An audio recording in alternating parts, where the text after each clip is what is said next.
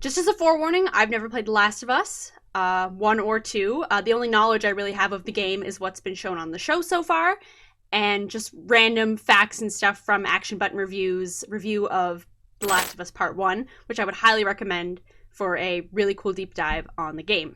The Last of Us is an American post-apocalyptic drama television series created by Craig Mazin and Neil Druckmann for HBO. Based on the 2013 video game developed by Naughty Dog, the series is set 20 years after a mass fungal infection caused by a mutation of cordyceps, which sparked a global pandemic.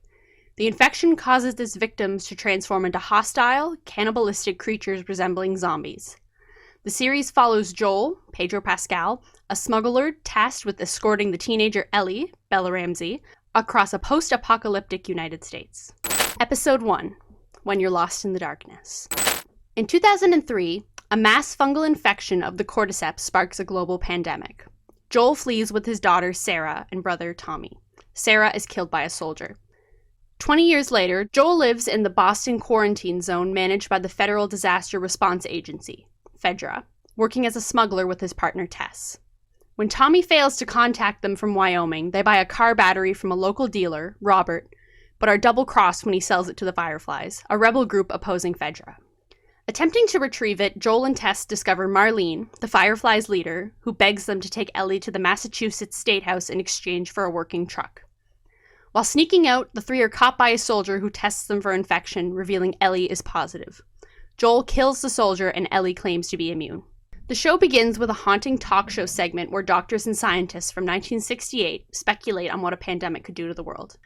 I think I'm not the only one that probably had to pause after that scene and just take a minute to be like, it was a lot. It pulled a lot of parallels to sort of what's been going on in the world the past couple of years, so it was a little freaky to hear it in almost a fictional sense, but real at the same time.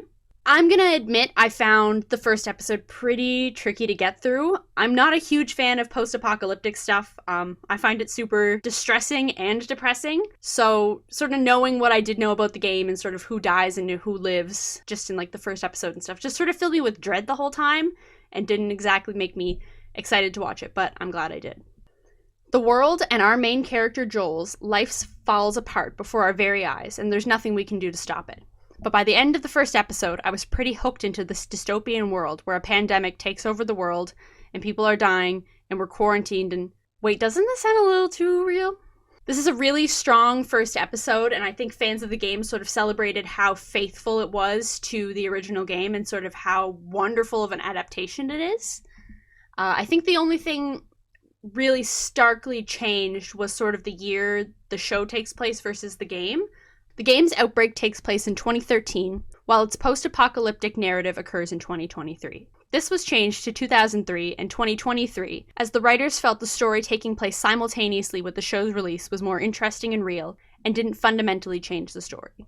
The scene where Joel's daughter Sarah is visiting the neighbors and the elderly mother starts to be infected in the background, just slightly out of focus, was bone-chilling. A really effective way to start injecting the horror into the show, and being a great part of a wonderful first episode. Episode 2, Infected. 2 days before the outbreak, in Jakarta, a mycologist learns of the oncoming pandemic and advises the government to bomb the city to prevent it from spreading. In the present, Ellie explains to Joel and Tess that she is being transported west in hopes of being used to find a cure. Discovering that the path to the State House is swarmed with infected, they cut through a museum, where they are attacked by blind infected known as clickers. Ellie is bitten. They arrive at the State House but find the Fireflies dead. Tess reveals she was bitten, while Ellie's bite begins to heal, proving her immunity. Joel shoots an infected, which alerts the swarm to their location. Tess convinces him to escape with Ellie, while she stays behind, blowing up the building and killing herself along with the horde. So episode 2 opens with this renowned scientist in Jakarta, where the contamination that leads to global infection starts. She autopsies a body that's been infected and informs military officials that there's no way to stop this, and they need to start bombing the city to try and stop the spread as quickly as possible. Holy shit, that was a crazy scene to watch, and just like the chilliness when she's just like, I need someone to take me, like I just want to be with my family. It was like, oh my god. This is a super fast-paced episode. There's some incredible fight scenes of Joel, Tess, and Ellie defending themselves against the Soul Clickers as they make their way to the Fireflies base.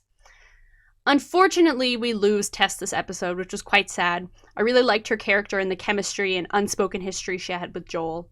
I didn't play the game, so I didn't know just how early into the story we lose her. And she also really bonded with Ellie during this episode and could have potentially been like a mother figure for her if she had survived. So, rest in peace, Tess. This episode is a big turning point. Joel and Ellie are alone together now, with no third party around to mediate their frequent disagreements or take sides. Episode 3. Long, long time. Joel and Ellie heed Tess's final instructions and hike to meet allies Bill and Frank. Joel teaches Ellie about the government executions of innocents during the early days of the outbreak. In 2007, Frank stumbles onto the compound of paranoid survivalist Bill, who takes him in. They begin a romance, sharing a love of music and food. Years later, Frank contacts Tess by radio and the couples enter a tenuous friendship. In the present, Frank is terminally ill and asks Bill to euthanize him after they marry. Bill, not wanting to live without Frank, kills himself as well. Joel and Ellie arrive sometime later. They discover a letter Bill left for Joel explaining that protecting Frank is what gave his life meaning after the outbreak and leaving Joel his supplies. Joel takes Bill's truck and sets out with Ellie to find Tommy. Does this episode make anyone else really sad? Like, super, super sad? I mean, that's probably a rhetorical question. I think the general consensus is that even though this strives off really far from the original storyline of the game for the characters, that it is one of the best and most heartbreaking episodes of television ever. Never in my life did I think that Ron Swanson in the apocalypse would have me sobbing for almost the entire 75-minute episode. I'm glad Frank and Bill got to go out of this world together peacefully, rather than at the hands of clickers, raiders, or either of them suddenly dropping dead. Bill's note to Joel, or whoever may found this that it says on the envelope, makes this episode all the more heartbreaking. Bill used his resources to protect Frank. Now with the two of them gone, Bill tells Joel to use what he has to protect Tess, who sacrificed herself in the last episode after being bit and infected to make sure Joel and Ellie made it to safety. Joel wasn't able to protect Tess, just like how he wasn't able to protect Sarah and lost her too. At the end of this episode, Joel and Ellie take off in Bill's truck to head to Wyoming to find Tommy and give Ellie to the Fireflies out there. I've been trying to avoid looking into the game plot as much as possible to not get spoiled, but sort of unprompted TikToks coming up on my For You page of like pivotal game moments have been ruining that for me. Episode 4, Will You Please Hold My Hand? As they drive to Wyoming, Joel tells Ellie about his past. He explains when the outbreak started, he and his brother Tommy became close to a group of survivors traveling north to Boston, where they met Tess and Marlene. Tommy, looking for something to fight for, joined the Fireflies, but gave up on the cause before striking out on his own. When they stop for the night, Joel warns Ellie that anyone they meet cannot be trusted. The next day, their truck reaches the ruins of Kansas City. While taking a necessary detour, Ellie sees an injured man begging for help. Joel tries to drive past him, springing a trap and crashing into a nearby building. Joel tells Ellie to hide and shoots 2 men dead before a third, Brian, gets the drop on him. As Joel is being choked, Ellie uses the gun from her backpack to shoot Brian, leaving him paralyzed from the waist down. Joel takes the gun and sends Ellie away before stabbing Brian to death as he screams for mercy. Joel and Ellie escape as more bandits, part of a group that overthrew the government control of the city, arrive to find the bodies.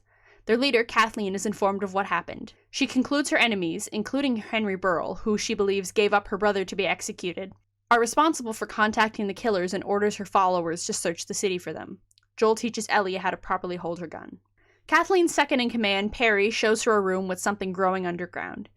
He insists they deal with the problem, but Kathleen is more concerned with finding Henry, ordering Perry to hide the evidence until then. Joel locates a high-rise building where he can get a good view of the surrounding area and find an exit route. He and Ellie find an old apartment. Before they sleep, Ellie makes Joel laugh for the first time with a joke from her book of puns. Waking up, they find Henry and his brother Sam holding them at gunpoint. So let's talk about this episode. It felt like a lot of really nice relationship building fluff for most of the part, and not fluff in a bad way.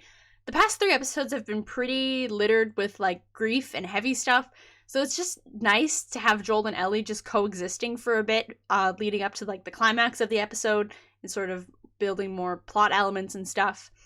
We were introduced to the people and some bandits who just completely ruined Bill's truck and left all those supplies crashed into an abandoned laundromat. I literally think Bill would be rolling over in his grave that Joel was that reckless with all that stuff. This episode has also been the shortest one so far. It's only about 50 minutes long, which made it go by super fast compared to like the 75-minute runtime of the last episode or the hour and a half of the first episode. So, confession, at the end of the episode where they show Henry and Sam, I fully thought they were both young children. I should probably get my eyes checked again. I was like, wow, I can't believe it's a kid doing all these bad things. Like, I can't believe like Kathleen has it out for this like child. Because I figured that at least one of them would be a kid. Because when Kathleen and Perry go up and sort of root around their living space, there's lots of like kid drawings around and stuff. So I figured that probably Sam would have been a kid. But then the very small glimpse we got of Henry, I was like, that's a child. I was like, he's 10 probably. He's 10 or something like that. So there was a whole section of this video where I was going to talk about how cool of a plot element it was that there's like a child that's like killing people's brothers and is like this big baddie and he's like a baby. But I was proven wrong and it was a foolish thing and I probably should have like rewinded the episode a little bit just to check. I mean, we don't get a great look at them, but I fully thought Henry was a young child. And also, on, I guess, a humorous final note, I think Ellie's joke book is the funniest thing in the world. I'm so glad out of every single non-necessity item that Joel and Ellie have right now, because they lost everything in Bill's truck, that they have on them is the joke book. Because there were so many funny and nice moments between them in this episode because of the joke book. I mean, like, Ellie makes Joel laugh for the first time, which is pretty funny. And it's a really nice scene. It's like, it's the baby child big friend theory, which you can learn more about in the Action Button Reviews episode on The Last of Us. Basically, in every media, you have a baby child, you have a little baby, or a child, I guess, and then they have a big friend who's like an adult, and they hang out. And that's it. It was a good episode.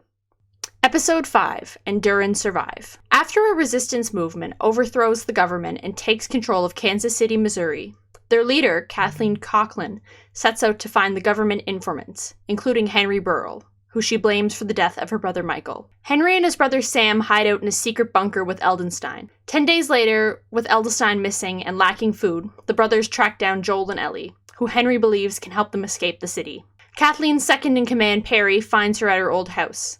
Kathleen admits Michael had told her to forgive Henry for his actions, but she vows vengeance anyway, and Perry agrees. After a standoff, Henry proposes a plan to use the underground tunnels to escape. Joel hesitantly agrees. In an underground bunker, Ellie continues to bond with Sam. Henry admits he was responsible for the capture and death of Michael. He provided his whereabouts to the government in exchange for medication for Sam's leukemia. After they leave the tunnels, a sniper attacks the group. Joel kills him, but finds he worked with Kathleen. She shortly arrives with her militia. As Kathleen prepares to kill Henry, a truck falls underground, releasing a massive crowd of infected, including a heavily mutated host known as a bloater. Urging Kathleen to reach safety, Perry is killed by the bloater. Joel uses the sniper rifle to protect Ellie, who helps Sam and Henry escape. As they do so, Kathleen confronts them, but a child clicker promptly kills her. Later in a motel, while in private, Sam shows Ellie an infected bit him during the attack. Admitting her immunity, Ellie tries to use her blood to heal Sam. She promises to stay up with him through the night, but inadvertently falls asleep. The next morning, Sam, now infected, attacks Ellie. Henry hesitates but kills him. A distraught Henry then kills himself. Joel and Ellie bury them. Ellie silently apologizes to Sam, and they continue their journey west. The opening of this episode was super, violent and graphic and really, really chilling. It truly just shows the horror in this world of, a government society being overthrown by the people in it. I really enjoyed getting a bit more backstory on Henry and Sam with this opening sequence of the episode. During the outbreak, did they change the formula for making crayons? Because those were quite vibrant on, cardboard and brick walls. Another thing, I'm also pretty sure that, acrylic or wall or latex paint isn't maybe the best thing to put on your face when your resources for water are probably limited, but I thought it was a really cute scene and a nice little character thing, I gotta give mad props to the production designers and art directors for this episode because it was stunning and very, very realistic. It was really nice to see Ellie get to be a kid again. It was probably also good for her in terms of the show to have a little break from all the doom and gloom that's following her and Joel around. When they went to the underground bunker and it was empty, I was like, they haven't really shown any, like, kids that got infected. Like, we've only really seen adults. Like, I wonder if, like, the mutation even works on kids because they're, like, so small and stuff. By the end of the episode, I was very pleasantly surprised when the kid clicker shows up and was absolutely batshit crazy. This episode was stressful as hell, which I think is a good way to show just what an amazing piece of television it is. As soon as the truck, like, went into the sinkhole under the house, I had to pause, like, every 5 minutes and just, like, take a second, because it was so fast-paced and, like, high-strung. It was, like, making my heart race. So special thanks to my boyfriend for calming me down during those breaks, because he sat across the room and just watched me go, no, no, no, the entire episode. Like, as soon as shit hit the fan, I was yelling at the computer. I could tell during this scene that either Sam or Henry was going to get bit. It just seemed kind of inevitable. So the scene where Ellie and Sam, where Ellie tries to cure his bite with her blood, was just heartbroken because I knew enough that I don't think it would work that easily. And that just seems like too much of a lazy writing thing if she can just put her blood on a bite and it cures it. Once, like, Sam, once he's infected, lashes out at Ellie and they break into the room that Henry and Joel are in and they're fighting and screaming and stuff, like, just the look on Joel's face and, like, how much he was just fighting to, like, try and save Ellie just, like, really shows, like, how much he's starting to care about her in the show, which is good. Henry and Sam's deaths were so sad. With Sam, there's really nothing else they can do because they don't have a cure yet, and it's just really sad how Henry didn't even realize in the moment that he shot his brother, and I really respected the director's choice to not have them show their dead bodies, and instead have Joel and Ellie silently bury them. I feel so bad for everyone in the show because it feels like as soon as they meet Joel and Ellie, they get killed instantly, and Joel and Ellie are out on their own again. Once again, just another amazing episode of the show. They really haven't missed yet with a single episode, and it makes me so excited for Sunday, or in this episode's case, Friday nights. Episode 6, Kin. 3 months after watching Henry kill himself, Joel and Ellie make it to Wyoming. They are told the whereabouts by Marlene and his wife Florence, who warn them to avoid the dangers further west. Learning his brother Tommy may be dead, Joel has a panic attack. Traveling further west, Joel and Ellie are ambushed by a group led by Maria, who takes them to a safe community in Jackson, Wyoming. Joel is reunited with Tommy. He and Ellie are provided food, clean clothing, and a house. Maria cuts Ellie's hair and warns her to be cautious of trusting others, citing Joel's dangerous past. Ellie rebutes, citing Tommy's. Ellie learns of Joel's daughter, Sarah, who died 20 years prior. Joel tries to convince Tommy to join him and Ellie to Colorado. Tommy declines as Maria is pregnant. While having another panic attack, Joel sees a girl reminding him of Sarah. Later on, Joel confides in Tommy about Ellie's immunity and his declining mental state, citing dreams he cannot remember but recalls feeling loss. Joel asks Tommy to take Ellie to the Fireflies as he fears he cannot keep her safe. He agrees to take her the following morning. Ellie overhears them. Later, she acknowledges Joel's fears regarding his daughter's death and admits she will only be more frightened by his absence. Joel says she is not his daughter, nor he her father, and states that they will part ways. He retires to his bedroom and thinks of Sarah. In the morning, Joel changes his mind and he and Ellie leave Jackson on horseback. They arrive at the University of Eastern Colorado in 5 days, where they find the Fireflies have vacated. A map points towards St. Mary's Hospital in Salt Lake City, Utah. Joel and Ellie attempt to escape after seeing a group of raiders. One of the men attacks Joel. Joel kills him but is stabbed. Joel and Ellie escape the pursuing men. Afterwards, Joel collapses from the horse, and Ellie begs him to survive, stating she cannot continue without him. So, I have learned from TikTok that there's a lot of Easter eggs in this episode. The girl staring at Ellie when she's eating is Dina, Ellie's future girlfriend. And also the horse Maria introduces Ellie to is her future horse, Shimmer. I really enjoyed this episode, despite the fact the ending completely stressed me out. There were some really amazing, like, award-worthy acting moments in this episode, and some really nice baby child big friend moments for Joel and Ellie, it was nice to see before stabbing us with that ending, if you catch my little joke there, because Joel gets stabbed, and they stabbed us with this surprise ending. I really liked the time jump in this episode. We've only got 3 episodes left in this season, and I'm glad that they didn't try to waste any time with, like, a filler episode of Joel and Ellie traveling to Wyoming or somewhere else, and then fighting something or someone, making an ally, fighting something again, the ally dies, and then getting back on the road to traveling again. Not that there's anything wrong with that type of episode, but I'm really glad we got this one instead that has a lot more character building moments. When Joel and Ellie are exploring the abandoned Firefly base campus building thing, I thought there was going to be a monkey fight. As soon as they saw that herd of monkeys up on the hill, and then the monkeys in the building, I was like, oh, the monkeys are going to be clickers and we're going to fight a bunch of monkeys. So I was a little disappointed when the monkeys just scurried off to go do monkeys at university thing. Side note, I also want a series about those monkeys hanging out on campus. I think the next episode is going to be a lot of flashbacks of Ellie and her friend Riley in the abandoned mall where Ellie gets bit. I know enough about the DLC pack from the game to sort of know what happens, so I'm really excited to actually get to see it because I've only like heard things and seen little clips of it. I might even go wild and watch a playthrough of it online, but I also don't really want to spoil myself for the episode. Episode 7, Left Behind.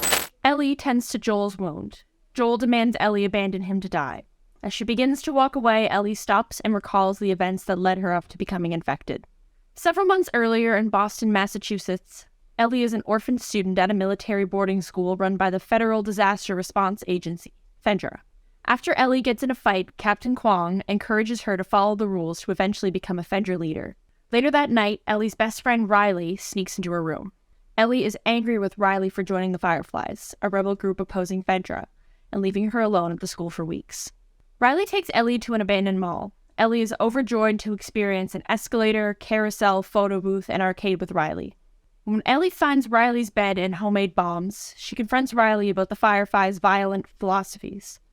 Riley reveals the Fireflies are moving her to the Atlanta quarantine zone, and she brought Ellie to the mall to say goodbye. Ellie initially storms out of the mall but returns to Riley. The two dance and Ellie desperately pleads with Riley not to leave. Riley agrees and they kiss. An infected, drawn to the noise, attacks the pair. Ellie eventually kills it but is horrified to realize both she and Riley have been bitten. Riley suggests they let themselves turn together, arguing that no matter how little time together they have left, it is worth fighting for. In the present, Ellie recalls Riley's words. She finds a needle and thread and starts to sew Joel's wound. So, I'm sure like a lot of people, right off the bat, I was filled with absolute dread every second of this episode. Because I knew what happened to Riley and Ellie, and I know they both got bitten. I know Riley dies because of that. So just like waiting and watching for Riley to die. I watched and waited for the infected to come and like tear Riley to bits and kill her. I know that she got infected and died, but I didn't know that she didn't also die during her infection thing. I thought like her and Ellie got bit and then Ellie got away and Riley was like killed by an infected. I wonder if in the next episode or even the finale, if they're going to show any more of like Riley changing and Ellie not, or even showing how Ellie got to Marlene or vice versa. I know they said it briefly in episode 1, but I wonder if they're actually going to show those scenes or not. I don't know if those are in the game or not, because I've never played the game. In the beginning of the flashback, I really liked the flickering fluorescent lights in the gym. As a former high school student, which I'm sure many people are, I really appreciated that because that's what the gym was like in my high school. The fluorescent lights were always flickering and everyone was miserable running around in circles. Also, teenage girls are the meanest people in the world, and this is speaking as someone who was once a teenage girl. I have a lot of things to say about teenage girls and female rage and female friendships, but that will be something I talk a lot about in another video that should be coming soon. The set design in this episode is fantastic. I loved all the space posters in Ellie's room, and just the look of the abandoned mall. I wonder if that was a real mall that they sort of distressed, or if it was an abandoned mall. I mean, if they took an already abandoned mall and distressed it even more, that's super cool. I would love to know more about that. I feel like there hasn't really been an episode where Bella Ramsey gets to be the star of the show. I feel like oftentimes it's overshadowed by other performances in the show. Not saying she doesn't do a good job, but I just feel like there haven't been a lot of really heavy acting moments yet. So really glad this sort of gave her a whole episode to show off their talents and be the star of the show for a little bit. Everything they did was just so realistic, and my heart was just sinking for Ellie the entire episode, just because I was just so full of dread. I spent a lot of the episode dreading Riley's death and how they were going to translate it onto screen, and as I said, like, obviously they didn't, and I'm really glad they decided to do that. I think there's something particularly gruesome about, like, dead kids and teenagers on TV, and especially an apocalyptic setting. I'm really glad the showrunners decided to leave that sort of up to our imaginations. Same thing with Henry and Sam. After they die, they don't show the bodies or anything. I really respect that decision to sort of leave that up to what people want to think about and visualize for themselves. I feel bad because I don't really have a lot to say about the episode this week. There was good acting, good set design. It was a good episode overall, and I wish I had more sort of in-depth points to talk about, but I don't, so I'm not going to try and force myself to. Episode 8, When We Are in Need. After discovering Joel's wound is infected, Ellie ventures out to find food. While hunting a deer, she encounters David and James. She makes a deal to trade the deer for penicillin, which James returns to camp to obtain. Meanwhile, David, a preacher, explains that he was a teacher and found God after the outbreak, and is now the leader of a group of survivors. He reveals the man who was stabbed, and subsequently killed by, Joel, was a member of his group. Ellie runs away after James gives her the penicillin under David's orders. Ellie returns to Joel and injects him with penicillin. The following day, she spots David and James with a group of men seeking vengeance against Joel. She flees on horseback to draw them away from Joel, but is captured after James shoots and kills her horse. David places her in a cage at his camp. Ellie notices an ear on the floor. David reveals he has been feeding his group human meat. He tells her he admires her strength and violence and they could begin a relationship, but she breaks his finger. Meanwhile, Joel awakens and kills one of David's men, then tortures and kills 2 more to discover Ellie's whereabouts. Ellie bites David as he and James grab her. Before they can kill her, she tells them that she is infected, as proven by her bite mark. While they argue whether it is real, Ellie kills James with a meat cleaver and escapes. As David hunts her, she sets fire to the steakhouse. She stabs him with a kitchen knife, but he overpowers and attempts to rape her. Ellie grabs David's fallen meat cleaver and kills him in a frenzied attack. Joel startles Ellie as she wanders in shock outside. Joel embraces and comforts Ellie, and they walk away. This episode was a tough and heavy one. I mean, pretty much every episode of the show has been tough and heavy, but, like, in a good way. But this one, man.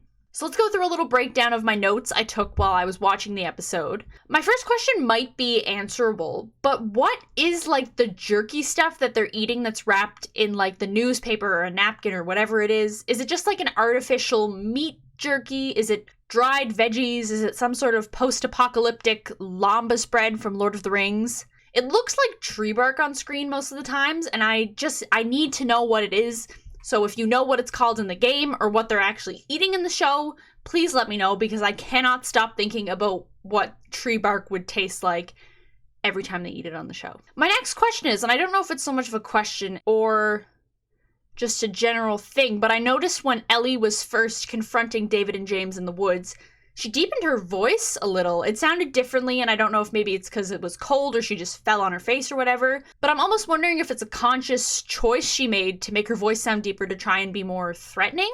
Also, in case you didn't know this, the actor that plays James is actually Joel's voice actor from The Last of Us game, so that's a pretty cool cameo role. I'm sure a lot of the questions I have for these videos could easily be solved by Googling or searching on a subreddit, but that takes the fun out of these videos and gives you guys reasons to comment on them. So was Alec the guy that Joel killed, the one that attacked them when they were leaving the university campus in episode 6, or was he someone else they killed along the way? Because I cannot really keep track of who they're killing on this show.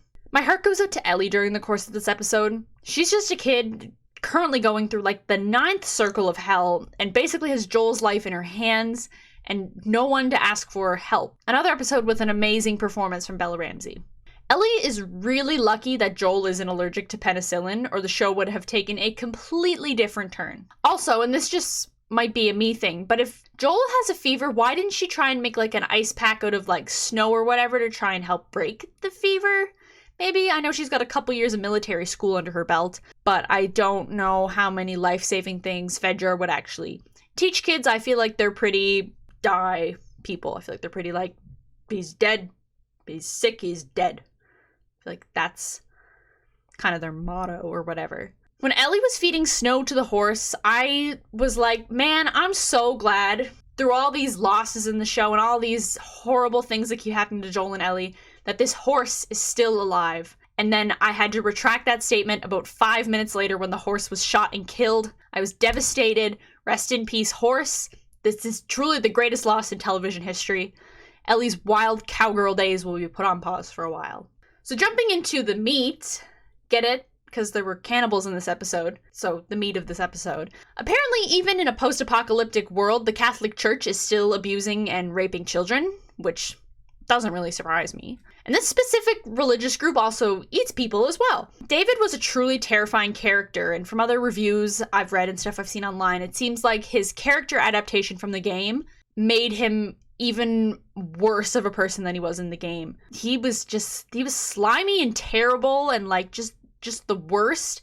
There's a list of disgusting things he did this episode that I could just rhyme off, and probably the worst one is him trying to rape and then kill Ellie. That scene is so raw and horrific. Ellie's screams while she just stabs him over and over again with the meat cleaver was bone-chilling. And even her initial fighting and screaming when Joel finds her because she's so traumatized was just so sad.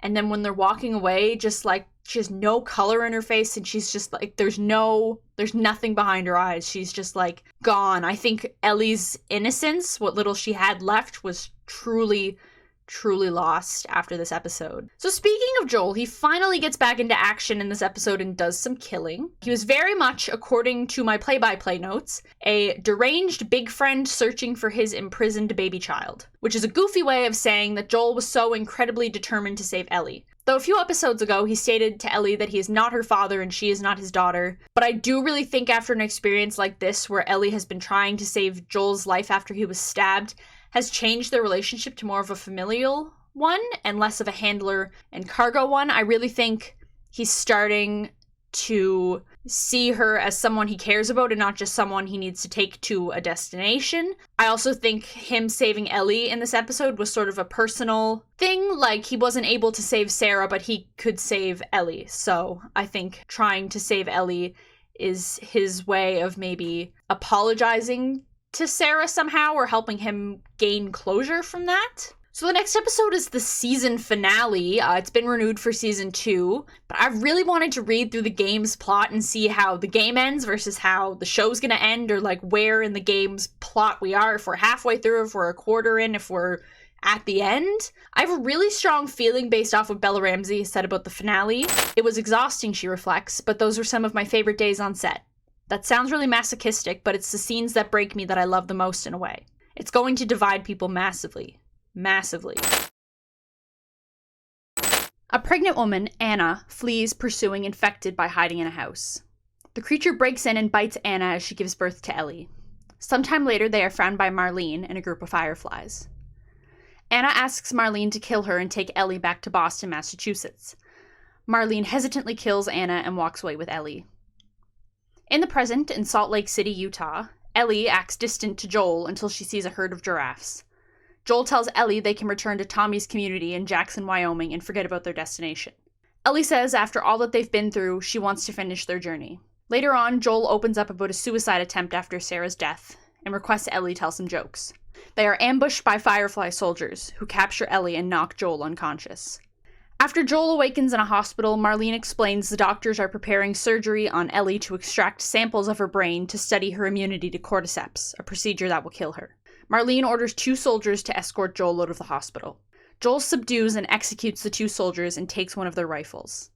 He moves through the hospital to the operating room, killing most of the Firefly soldiers and the lead surgeon operating on Ellie. He takes the unconscious Ellie and leaves the hospital. Marlene intercepts them in the parking garage, stating there is still time for Joel to do the right thing, but he shoots and kills her. When Ellie wakes up when they are driving out of the city, Joel lies, telling her the Fireflies had found other immune people and were unable to create a cure, and he quickly left with Ellie as the hospital was attacked by raiders. After their car breaks down, they hike to Jackson. Ellie expresses her survivor guilt, and at her instances, Joel swears his attack about the Fireflies is true. Ellie says, okay. So I'm a little surprised by this finale. Like, the premiere of the show was an hour and a half long, and, like, really, really, like, high stakes, and there was a lot of, like, stuff going on. But I found in this episode, which is, like, the season finale of a pretty big show, I would say, I was sort of underwhelmed. Like, I'm not saying it definitely wasn't a bad episode. I really enjoyed it. But I thought the stakes were going to be a bit higher. I thought maybe there'd be fight scenes with some infected, maybe. I've been more tense and, like, stressed out watching other episodes than I was with this one. I had seen the hospital scene from the game sort of in clips on TikTok before, so I sort of knew what we were getting into with this episode. But I thought maybe the acting would be, like, a step up. Like, they would really dramatize it to be good TV. I mean, it was still good TV. Yeah, I kind of wish there was a little bit more going on. It did feel kind of short. It was 43 minutes long. I think this is probably the shortest episode yet, which is a little strange for a finale of a show. And I feel like the majority of people were sort of underwhelmed with it, but it gave us some really nice character in-depths. So I took some notes while I was watching it, so I'm going to share them with you now and sort of break them down and stuff. So why was Anna out in the wilderness running around alone while she's in labor? I know that she was being, like, chased and stuff, but in order to be chased, she would have had to leave the safe location she was at to get there. She's also just a trooper to give birth while fighting off an infected. That scene was crazy. That made me very scared, because that stuff's scary. I mean, it was sad when Marlene killed her, just because, I don't know, you don't get that much of a experience with your baby. Like, I wish they had a little bit more time together to bond and stuff. I don't really want to know the logistics of transporting a new baby all the way to Boston, especially where Anna said she hadn't fed Ellie. I don't think baby formula is going to be sort of widely available in this post-apocalyptic world. And I also don't want to know just the logistics. They had no baby supplies with them. I don't know if maybe they were closer to, like, another Firefly spot where they could go and get stuff. On the way there, how did they pull off carrying a baby with them? How did that work? So jumping forward to the present day, I was really happy to see that Joel's overall attitude, it seemed, like, lighter in this opening, and man, just, like, poor Ellie was so out of it. I felt horrible for her. She's been through so much, especially in the last episode. I feel like all of her innocence is just gone. It was almost a parallel to how the beginning of the show, like, Joel was very, like, reserved and quiet and grumpy, and Ellie was all chatty and jokey and, like, moving around and just being a kid and stuff, and it felt like a role reversal almost. Oh my god, the amount of reflections I've seen from people on what Ellie went through in the last episode was crazy. Like, I can't imagine going through all that at age 14. I mean, being a 14-year-old teenage girl is a traumatic enough experience as it is, but when you throw it into a post-apocalyptic world and, like, a crazy cannibalistic preacher tries to kill and rape you, like, I cannot imagine what that would do to your psyche at such a young age. I also noticed that there's probably been a big time jump between episode 8 and 9. It was winter last episode, or at least it was winter where they were, but I feel like the weather isn't that drastically different. I feel like if they had walked from, like, Florida to Maine, maybe it would have been more of a drastic weather change, but I think they're just sort of going west state by state, so I don't think it's that crazy. But anyways, there must have been a time jump because it was winter and now they're walking around without jackets on. The scene in the abandoned building, I absolutely loved the lighting choice. Like, the red, orange, like, tarps that were just casting all this, like, gorgeous, like, dark red light on everyone, and just, like, how it made them, like, really stand out against, like, sort of the dark gray drab background. I absolutely loved it. I thought it was beautiful. This is literally one of the most beautiful shows I've ever seen. Though it may be, like, at its core, like, a zombie apocalypse survival show to the general public, the cinematography and just, like, the little detail shots has just been absolutely stunning. I'm really happy that they had a real giraffe. I've seen some of the behind-the-scenes footage clips from this, and it was actually a real giraffe that they were feeding. I think later in the episode when it's the family of giraffes sort of down in the baseball field I think they were in, that was probably CGI, but the close-up scene with the giraffe and Joel and Ellie was a real giraffe, and that's so cool. Oh my god, that's so cool that they got a real giraffe. And that was a really good scene, and I loved the look on Joel's face when Ellie was just smiling and laughing and feeding the giraffe leaves. It's so nice to see him transform from like the first episode meeting Ellie to now, where you can tell he cares so much about her, and even though I don't ever think he would admit it, thinks of Ellie more as a daughter now, or at least sees himself as a father figure to her. I also really love the way that this show has, like, nature reclaiming the cities. I thought this episode, the abandoned city they were in, was absolutely gorgeous. I keep saying gorgeous and absolutely, but there's just no words to describe how beautiful it is. Especially if you think of, like, how those cities look in a non-apocalyptic thing. Very, like, industrial, structural, skyscrapers, gray and silver and blah colors, versus when nature's, like, reclaimed those cities and it's, like, these luscious green colors and all these different plants and stuff. It's absolutely beautiful. While Joel and Ellie are on that sort of balcony overlooking the city, I think they do have a callback to one of the lines in episode 2. I think it's a similar thing when Joel and Tess and Ellie are first escaping the Boston QZ, or whatever. I think they were in the Boston QZ. Ellie says a similar line, like, it's got its ups and downs, but that's like one hell of a view. And she says that again in this episode. I think it's a really nice callback to sort of the previous episodes and what the two of them have been through together.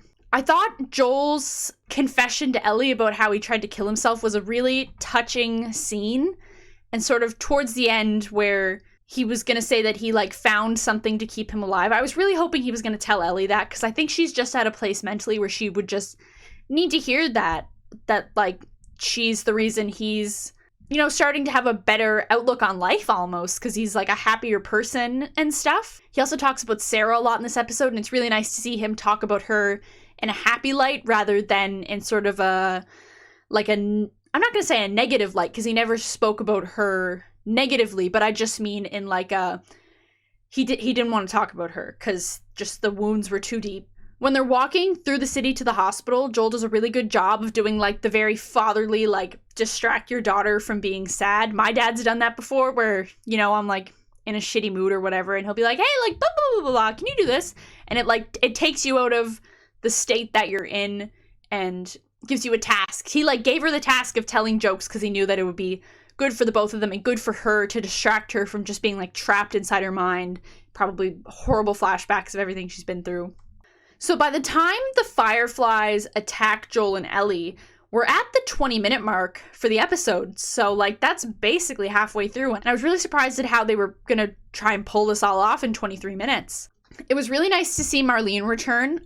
We haven't really seen her since the first episode, so I don't know. It's good that she survived, I guess. I mean, ultimately, I think she's supposed to be sort of a villain to us, maybe a little bit, because, you know, she wants to kill Ellie to harvest her brains. But I get her backstory now that Anna wanted Ellie's immunity probably to be used for good, and that not doing that wouldn't be, like, not fulfilling her purpose in life, but, like, I don't think ultimately Ellie was brought into the world to be immune to the cordyceps. She was brought into the world to be a kid and be, like, loved and stuff and grow up.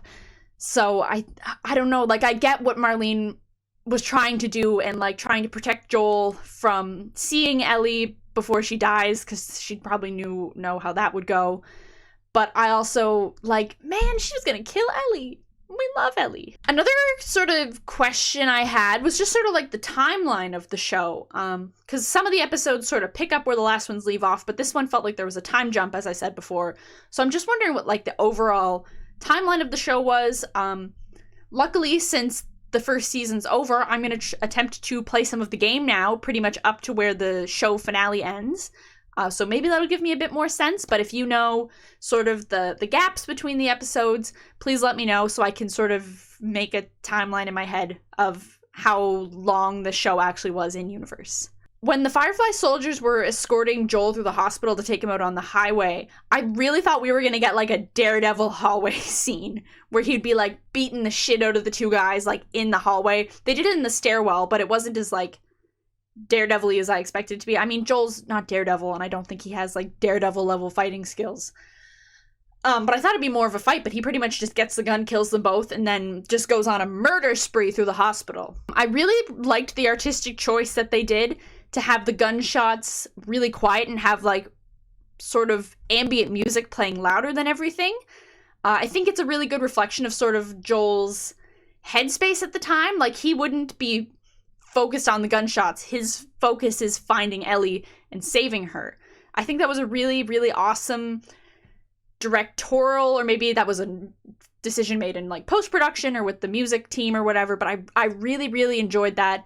Because yeah, I don't think anyone really loves the sound of gunshots, so it was nice to have some music sort of drowning that out.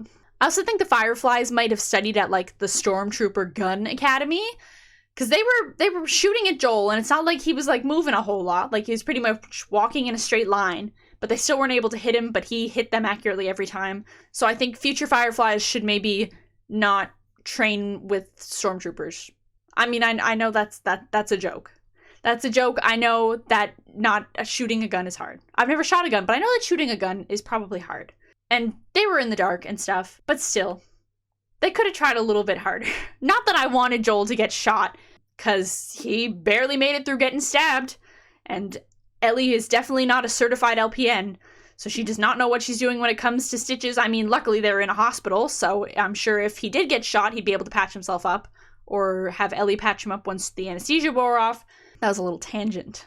At first, I was really surprised that the elevator at the hospital still works, but then I remembered that, like, hospitals have really good generators. Back in September, there was a huge hurricane that sort of hit the area where I live, and I think a lot of people were without power for, like, a week or whatever, but I don't think the hospital lost their power at all, because I think they have, like, an insane amount of generators or something. Obviously to keep people alive, because people are on like life support and whatever, and like you can't lose power at the hospital. But it surprised me that those generators were still up and working like almost 20 years after the outbreak started. But I mean, it was a really nice scene with just Joel carrying Ellie in the elevator. Ellie in the elevator.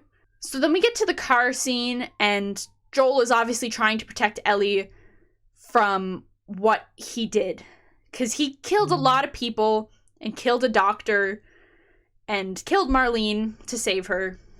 And I don't really think that he would want her to have that on her conscience. And I don't think she could live with that. Marlene is sort of the one who rescued her, and then obviously, as we found out, like, took her from her mother as a baby to be saved. So I don't think Joel would want to tell Ellie that, even if, like, what happened in episode 8 had happened. I think the line he says when he says, "I'm taking us home," was really nice. It's not like he said, "I'm taking you home," like, "we're going to my home." Like, he said, "I'm taking us home." Like, they're a family now. They're a little family. And then we also get a little flashback to when Joel was killing Marlene, and he was just sort of, he was brutal with it. Just like the gunshot to the head, even though she was already bleeding out and he could have just left her to bleed out. He just sort of shot her and ended all that. Yeah, and that's really all the notes I took during this episode. So as I said, I'm gonna attempt to play the game. I don't own a PlayStation personally. I'm pretty sure it's available for PC through Steam or whatever. So I'll play that. Maybe I'll even make videos out of me playing that. I'm really not good at video games. If you've seen me play the Evil Dead game on Hail to the Deadites, you'll know that I'm not very good at video games. But I really want to play this game and sort of see how it compares to the show. I know the game came first, and it's probably also like the better of the two, because it's more authentic to the stories that the writers wanted. But I've really enjoyed the show personally, knowing what I know about the game. I love Pedro Pascal. I thought Bella Ramsey was fantastic. Just everything about the show was so wonderful. There were really no sort of pitfalls for me when it came to like watching it or like studying up on stuff for it and being able to do these videos. I found I always had something to say. I mean, I know the episode 7, I didn't really have that much to say, but I found something to say. And I think that's sort of the amazement this show brought to the world. Like, it's crazy. It's a really amazing show. I cannot wait for season 2. I'm pretty sure they're going to start filming this year, and it'll probably be out probably around the same time this year, like start in January-ish, and then probably go till, what month are we in? March? So probably a similar season length or whatever. And I can't wait to see what they do with this story. So that's going to be all for the very last recap and review of season 1 of The Last of Us here on Infamous Virus. Thank you so much for coming along on this journey with me and sharing your thoughts on the show. I've had a ball covering it, and I hope you've had a ball watching these videos and watching the show itself. So thank you so much for watching. Make sure to like, share, and subscribe, and I'll see you in the next video. Stay groovy.